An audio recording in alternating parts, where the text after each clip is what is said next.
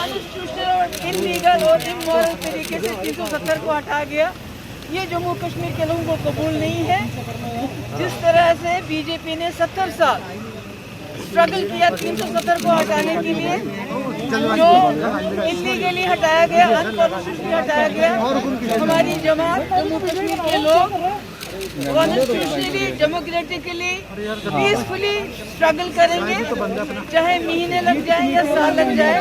हम जम्मू कश्मीर में 370 बहाल करेंगे, क्योंकि ये हमारे आइडेंटिटी की बात है। ये हमें पाकिस्तान से नहीं मिला था, ये हमारे मुल्क हिंदुस्तान ने, जवाहरलाल नेहरू ने, सरदार वल्लभ भाई पटेल ने खुद हमको दिया था।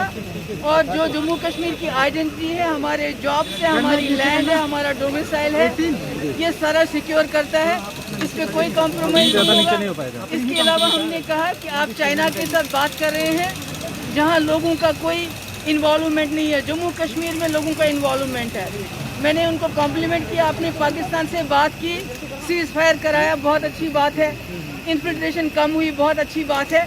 अब अगर जम्मू कश्मीर के लोगों को सुकून मिलता है, आराम मिलता है, उसके लिए अगर आपको पाकिस्तान से फिर बात करनी चाहिए। और जो ट्रेड जम्मू कश्मीर, चाहे रावलाकोट का हो, चाहे वो मुजफ्फराबाद रोड का उड़ी मुजफ्फराबाद हो, जो ट्रेड हमारा रुक गया है, उसको चालू करने के लिए भी पाकिस्तान के साथ बात करनी चाहिए, क्योंकि उसमें काफ़ी लोगों का रोज़गार है।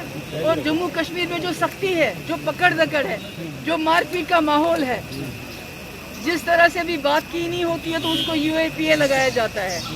अभी कोई सांस ले नहीं पाता है, जर्नलिस्ट को तंग किया जाता है, सबको तंग किया जाता है। ये सख्ती बंद होनी चाहिए।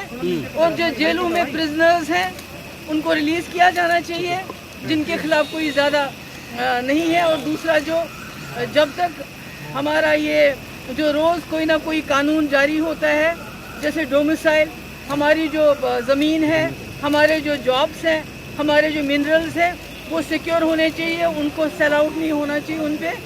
और इसके अलावा जो हमारा नुकसान हुआ है 2019 के बाद, चाहे वो ट्रेडर्स हैं, ट्रांसपोर्टर्स हैं, या दूसरे जो टूरिज़्म के साथ करने वाले लोग हैं, हॉर्टिकल्चरिस्ट हैं, उनको बहुत अच्छी तरह से एक पैकेज मिलना चाहिए, ताकि उनकी जो सख्ती है वो दूर हो जाए। खासकर मैंने ये कहा कि जम्मू कश्मीर के लोग बहुत मुसीबत में हैं, बहुत तंग आ गए हैं, उनके लिए सांस लेना मुश्किल हो गया है। अगर ज़ोर से सांस भी लेते हैं, पकड़ के लेके उनको जेल में डाला जाता है। मैंने बिल्कुल कहा उनको, मैंने कहा कि आपका एजेंडा था इसको हटाना, मगर अगर आपको हटाना था तो जम्मू कश्मीर की असेंबली को बुला के तब हटाना चाहिए था। इस तरह इलीगली और अनकॉन्स्टिट्यूशनली हटाने का कोई हक नहीं था। आपने इसको इलीगली हटाया, हम कॉन्स्टिट्यूशनली और लीगली इसको रेस्टोर करना